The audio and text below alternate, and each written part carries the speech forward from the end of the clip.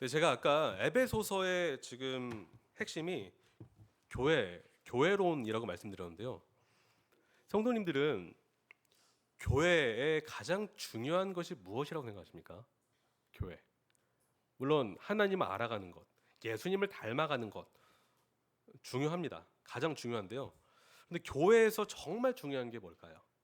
그리고 바울이 계속 이것이 중요하다라고 말하고 있는데요. 그것이 무엇일까요? 그것은 바로 하나됨입니다. 하나됨. 그러니까 에베소서를 한 단어로 압축해서 설명하라고 하면 바로 하나됨이라고 말할 수가 있습니다. 에베소서의 주제는 하나됨이에요. 하나됨. 그래서 에베소서 4장 3절에서는 이렇게 말하고 있어요. 보시면 4장 3절이 이렇게 말하고 있죠. 같이 한번 읽어볼까요? 에베소서 4장 3절입니다. 네, 4장 3절. 평안에 매는 줄로 성령이 하나 되게 하신 것을 힘써 지키라. 네, 하나가 되어 가고 있다라고 했나요? 아니면 하나가 되었다라고 말하고 있나요? 이미 하나가 되었는데 그 하나됨을 힘써 더 지켜 발전해 나가라라고 말하고 있습니다. 다시 말해 우리가 예수 그리스도 안에 있다면 그리스도를 머리로 모시는 교회는 하나로 연합된 지체인 것입니다. 그것을 바울은 에베소 교인들에게 다시 말하고 있습니다. 그래서 우리가 연합되어야 될 존재이기 때문에 이미 하나가 됐기 때문에 그 하나됨을 더 아름답게 발전해 나갈 때 세상에 아무리 우리를 흔들려 할지라도 우리는 흔들리지 않을 수 있다라고 말하는 것이 바로 에베소서라고 말할 수가 있겠습니다. 그런데요, 당시에 유대인과 이방인 이 두 무리가 있었죠. 유대인과 이방인은요 서로 연합하기가 거의 불가능한 그런 부류라고 말할 수가 있습니다. 거의 불가능. 그러니까 물과 기름과 같은 존재예요. 네. 왜입니까? 유대인에게 이방인은 율법 없는 그런 존재였기 때문에 무할례자로서 부정한 자로 여겨졌습니다. 선민 의식을 가지고 있던 유대인들에게 이방인은 함께 할 수 없는 존재였어요. 함께 섞일 수가 없는 존재였습니다. 반대로 당시 로마 사회, 그레코 로만 문화권 안에 있는 사람들, 이 이방 사람들은 다신교 문화와 황제 숭배 사상을 거부하는 유대인들이 고집불통의 어리석은 존재로 여겨졌습니다. 그러니까 유대인과 이방인은요 마치 평행선을 달리는 그런 존재라고 말할 수가 있는데요. 근데 안타깝게도 이 문제가 교회 안에도 있었어요. 교회 안에도.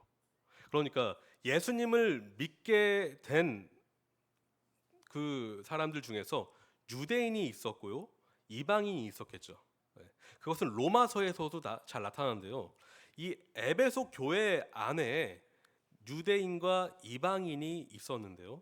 그런데 이 둘이 가지고 있었던 문화, 관습에서 온전히 벗어나지 못하기 때문에 더 나아가서는 그 중에 미성숙한 크리스찬들도 있었기 때문에 그런 대립과 그런 다툼이 있었던 것 같습니다.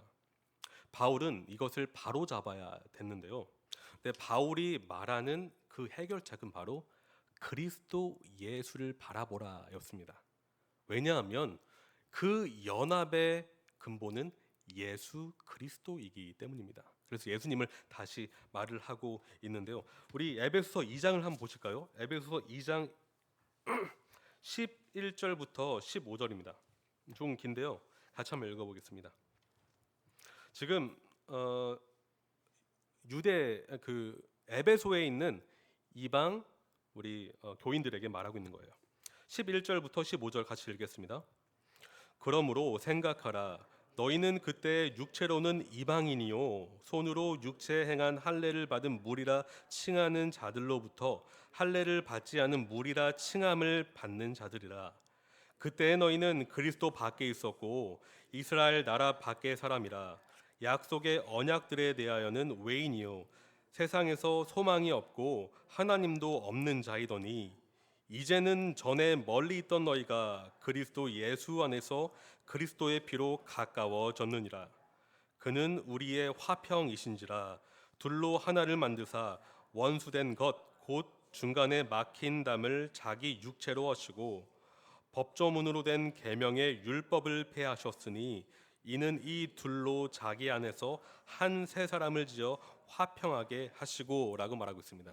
지금 유대인과 이방인이 어떻게 됐다고 말하고 있죠? 15절의 마지막에 한 세 사람을 지어 화평하게 되었다. 다시 말해 이 유대인과 이방인은 절대 화평할 수 없다라고 생각했는데 화평할 수 있게 될 수 있는 그 이유는 예수께서 유대인과 이방인 모두를 위해서 십자가를 지셨기 때문이다라고 말하고 있습니다. 그러므로 교회는 연합할 수밖에 없다라는 것이죠. 우리의 능력, 우리의 지혜, 우리의 어떤 선함 때문이 아니라 예수님 때문에 우리는 연합할 수밖에 없다. 성도님, 우리 주님의 교회가 18년 동안 하나님의 은혜 가운데 계속해서 아름답게 지어져 갔고 이렇게 유지되었습니다. 그 이유는 예수께서 우리를 붙들어 주셨기 때문입니다. 예수께서 이 교회를 세우셨을 뿐만 아니라 붙들어 주시고 우리를 연합할 수 있도록 도와주셨기 때문입니다. 여러분 그 사실 믿으십니까? 그렇다면 앞으로도 예수님이 우리 교회를 지켜주실 것입니다. 에베소 교인들에게 지금 바울이 이 사실을 전하고 있는 것입니다. 그런데 바울은 오늘 본문에서 11절 12절에 이렇게 말하고 있습니다. 모든 일을 그의 뜻의 결정대로 일하시는 이의 계획을 따라 우리가 라고 말하고 있습니다. 우리가. 너가 아니라 내가 아니라 우리가. 바로 주 예수 그리스도를 믿는 유대 신자들과 이방 신자들 모두를 포함하는 이 우리, 바로 우리 한 세 사람을 지으심을 받은 이 우리는 이제 새로운 삶의 목적을 가지게 되었다라고 말하고 있습니다. 그 삶의 새로운 새 삶의 목적은 무엇일까요? 그것은 다 같이 마음을 합해서 주님을 찬양하는 것입니다. 하나님을 찬양하는 것이야말로 우리가 구원받은 진정한 목적이라고 바울은 말씀하고 있습니다. 그래서 3절부터 뭐라고 하고 있죠? 찬송하리로다 시작하고 있습니다. 그리고 6절 보시면 하반절에 그의 은혜의 영광을 찬송하게 하려는 것이라. 12절 오늘 본문의 하반절에 그의 영광의 찬송이 되게 하려 하심이라. 14절에 그의 영광을 찬송하게 하려 하심이라. 바울은 반복적으로 찬송을 말하고 있습니다. 제가 오늘 삼위일체 하나님을 찬송해야 하는 세 가지 이유를 말씀드릴게요. 세 가지 이유. 지금까지 저희가 월요일부터 들어왔던 내용을 종합한 오늘 본문과 합쳐진 그런 내용인데요. 첫째는 하나님의 영광 때문에 우리는 하나님을 찬양해야 합니다. 하나님의 영광 때문에. 우리는 영광이라는 단어를 많이 들어왔습니다. 그런데 하나님은요, 영광스러우십니다. 어떻게요? 하나님의 존재 자체가 영광스러우십니다. 하나님의 존재 자체가 영광스러우십니다. 하나님 그분 자체가 영광스러우십니다. 그런데 그 영광스러운 하나님께서 하시는 일 모두가 영광스러우세요. 그분의 존재가 영광스러우시기 때문에 그분의 말씀 또한 영광스러우시고 그분이 하시는 사역 모두가 영광스러우십니다. 구약에서 영광을 뜻하는 히브리어 이 카보드라는 단어는 무게를 뜻하는 무게, 무겁다라는 의미인데요. 하나님의 존재가 압도적인 무게감이라는 것입니다. 가볍지가 않습니다. 너무도 무거워서 무게를 잴 수 없다라는 것인데요. 하나님의 속성 모든 전 영역이 꽉 차 있습니다. 무게를 잴 수가 없어요. 그런데 신약에서 오늘 나온 이 영광이라는 헬라어는 독사라는 헬라어인데요. 이 단어는 빛, 광채, 눈부심을 뜻합니다. 빛, 광채, 눈부심. 그래서 요한일서 1장 5절에 요한은 우리에게 하나님을 이렇게 소개합니다. 하나님은 빛이시라. 하나님은 빛이시라. 하나님은 빛이시라. 하나님의 그 보이지 않는 속성인 거룩, 사랑, 공의와 같은 이런 속성이 사람이 인식할 수 있도록 밖으로 드러나 보여지는 상태가 바로 영광이라고 말을 할 수가 있습니다. 예를 들어 보겠습니다. 태양의 이 본질이 햇빛, 빛을 통해서 드러나 보여지는데 이것이 어떤 영광이 드러나는 것이라고 설명할 수가 있습니다. 다시 말해 하나님의 위대하신 성품이 우리 눈에 보이는 형태로 드러날 때 우리는 이를 영광이라고 말합니다. 영광. 하나님의 영광이 우리 눈에 드러나 보인 한 가지 뚜렷한 역사가 있다면 그것이 바로 십자가 사건이라고 말할 수가 있어요. 왜 그럴까요? 십자가는요, 하나님의 거룩과 하나님의 공의 그리고 하나님의 사랑과 하나님의 자비가 온전히 만나는 지점입니다. 거룩과 공의, 사랑과 은혜는 함께 할 수 없을 것만 같은데 그럼에도 불구하고 십자가를 통해서 온전히 서로가 조화를 맺게 된다는 것이죠. 그래서 우리가 십자가 복음을 바라볼 때 하나님의 영광이 보입니다. 그래서 영광스러운 복음이라고 하는 것입니다. 우리가 복음을 생각하고 묵상할 때 그분의 영광이 우리의 내면에 영광스럽게 비쳐서 우리 마음을 거룩으로 인도하고 사랑으로 인도하고 은혜로 인도하고 긍휼로 인도합니다. 우리가 바뀔 수가 없을 것만 같은 이 죄된 본성이 아름답게 순결하게 되고 정화되어지며 하나님을 닮은 존재로 점점 나아가게 되는 것이죠. 그것이 바로 영광입니다.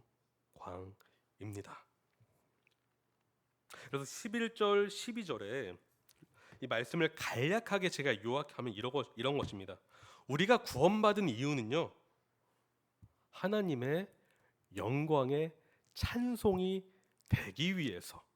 다시 말해 성도님 존재 자체가 이제 하나님의 영광의 찬송이 되기 위한 존재라는 것입니다.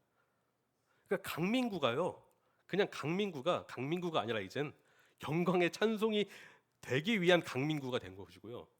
성도님이 지금 그런 존재로 거듭났다는 것입니다. 이 존재 자체가 너무도 놀라운 존재로 바뀌어 버렸어요. 네, 그냥 그런가 보다 이렇게 느껴지세요? 성도님의 존재 자체가 하나님의 영광의 찬송이 된다니까요. 이건 너무나 놀라운 것입니다. 진짜 놀라운 것이에요. 그러니까 하나님께 우리가 영광을 돌려드린다는 것은요, 이런 뜻은 아닙니다. 하나님의 영광을 더 확장시킨다, 그런 개념이 아니에요. 왜입니까? 하나님의 영광은 그 자체로 완벽하기 때문입니다. 우리가 더하거나 뺄 수가 없어요. 하나님의 영광은 이미 완벽합니다. 우리가 더 풍성하게 만들 수 있는 그런 것이 아니라는 것이죠. 대신에 우리는 하나님의 영광을 반사하는 존재입니다. 다시 말해 달은 스스로 빛을 낼 수가 없어요. 그런데 무엇의 빛을 반사하죠? 태양빛을 반사합니다. 하나님이 태양이시라면 우리는 달이라는 것입니다. 우리는 달과 같은 존재입니다. 여러분이 하나님의 영광을 비추는 거울이기도 합니다. 따라서 저와 여러분이 하나님의 영광을 드러내는 존재로 구원 받았다는 사실을 여러분 믿으십시오. 여러분 자체가 너무 영광스러운 존재라는 것입니다. 여러분이 영광스러워서가 아니라 하나님이 영광스러우시기 때문입니다. 여러분을 그러한 존재로 바꿔 놓으셨습니다. 둘째는 하나님을 찬송해야 되는 두 번째 이유는요, 하나님의 협력 때문이에요. 협력. 하나님의 협력하심. 이게 무슨 뜻일까요? 저희는 3절부터 14절까지 삼위일체 하나님, 성부, 성자, 성령님의 협동 사역을 지금 우리가 묵상하고 있는 것입니다. 구체적으로 구원 사역에 대해서 성부 하나님은 성부 하나님 스스로 일하지 아니하시고, 성자 하나님은 스스로 일하지 아니하시고, 성령 하나님은 독립적으로 스스로 일하지 아니하십니다. 다시 말해 이 하나님, 한 하나님 세 위격께서 구원을 이루시는데, 성부께서는 창세전에 계획하시고 성자께서는 그 계획을 실행하시며 성령께서는 아름답게 그 구원 계획을, 사역을 우리에게 적용시켜 주십니다. 저는 이 삼위일체 하나님, 성부, 성자, 성령께서 온전한 신뢰, 온전한 사랑, 온전한 존중, 온전한 협력 때문에 우리가 구원받았다라고 믿습니다. 한번 생각해 보십시오. 성부께서 성자를 믿지 않으세요. 그러면 십자가를 맡기실 수가 있으셨을까요? 십자가 사역이요. 위대한 계획을 세워 놓으시고 성자를 믿지 못하셔서 내 아들이 이거 십자가 질 수 있을까 없을까 그러셨다면 어떻게 됐을까요? 만약에 성부께서 성령님을 의심하셔서 이 거룩의 영이 이 십자가 사역을 믿는 자들에게 적용할 수 있을까 없을까 의심하셨다면 어떠셨을까요? 우리 구원은 일어날 수 없었을 것입니다. 하지만 성부께서는 성자를 온전히 믿어주셨고, 성자 하나님께서는 성부 하나님을 온전히 믿으셨고, 성령께서는 성부와 성자를 온전히 믿으셨습니다. 이 구원은 단 하나도 빈틈이 없어요. 영광스럽습니다. 그래서 우리가 구원받은 것입니다. 우리가 구원받은 것입니다. 저는 가정과 교회의 그 하나됨 원리 있잖아요. 이 하나됨의 원리를 깊이 깨닫고 우리가 이 원리를 정말 우리의 삶에서 적용해서 드러내기 위해서는 먼저 삼위일체의 이 신학을 깊이 연구해 볼 필요가 있다라고 생각합니다. 여러분, 우리의 신학을 너무 신학교에서만 배워야 되는 것처럼 생각할 때가 있어요. 하지만 그렇지 않습니다. 우리가 말씀을 보는 것 자체가 신학을 공부하는 것입니다. 왠 줄 아십니까? 바울의 서신 자체가 신학으로 이루어져 있기 때문입니다. 그러니까 신학이라는 것을 너무 어떤 학문으로만 생각하지 마십시오. 이 안에는 이미 신학이 있습니다. 그런데 바울은 에베소서를 통해서 삼위일체의 이 아름다운 신학을 우리에게 보여준다는 것이에요. 이것을 우리가 깊이 깨닫고 공부하고 연구해서 우리 삶에, 우리 가정에, 우리 교회에, 우리가 맺는 관계들에 적용했을 때 신뢰와 사랑과 긍휼과 그 연합이 우리 삶 속에서 열매 맺을 줄로 믿습니다. 마지막으로 우리가 찬양해야 되는 마지막 이유는 그분의 은혜 때문입니다. 은혜. 제가 작년이었죠. 성심 이제 목회자 친교회 때 처음 이분을 뵀는데, 원래 이제 이름을 알고 있었습니다. 박종호라는 찬양 사역자 알고 계십니까? 박종호. 되게 유명한 그 찬양 중에, 이분의 찬양 중에 하나님의 은혜라는 찬양이 있죠. 나를 지으신 이가 하나님, 나를 부르신 이가 하나님, 나를 보내신 이도 하나님, 나의 나된 것은 다 하나님의 은혜라. 정말 우리의 우리 된 것, 나의 나 된 것은 다 하나님의 은혜인 것 같습니다. 은혜인 것 같은 게 아니라 은혜이죠. 은혜입니다.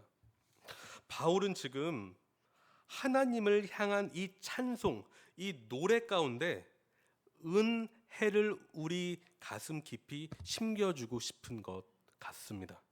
은혜.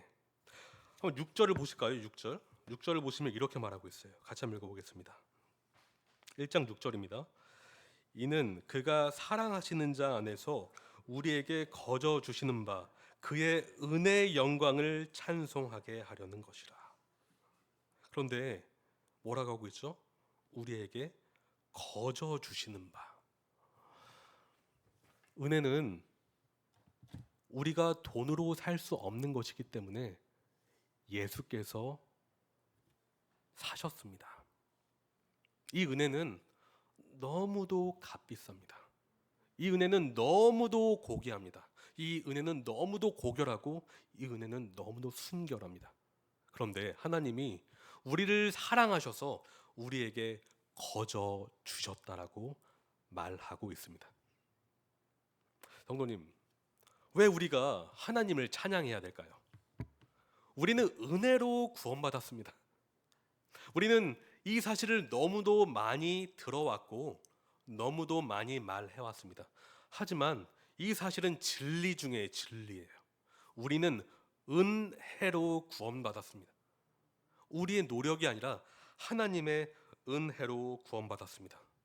또한 우리가 회개할 수 있는 것 또한 하나님의 은혜 때문입니다. 우리가 죄에서 돌이켜서 주 예수께로 달려갈 수 있는 것은 우리가 회개했고 우리가 달려가는 것이지만 돌이켜 봤을 때 이것이 하나님의 은혜였음을 고백하게 됩니다. 우리가 구원받고 지금까지 믿음 생활을 해올 때 믿음을 저버리지 않고 되려 믿음의 삶을 살아낼 수 있었던 이유, 하나님의 은혜 때문입니다. 우리가 우리의 마음을 상처 있게 하고 우리를 아프게 한 사람들을 악을 악으로 갚지 아니하고 선으로 갚을 수 있는 이유, 은혜 때문입니다. 우리가 오늘 밤 피곤한 몸을 이끌고 집으로 가지 아니하고 이곳에 올 수 있었던 것 또한 하나님의 은혜 때문입니다. 성도님, 우리는 은혜로 살아갑니다.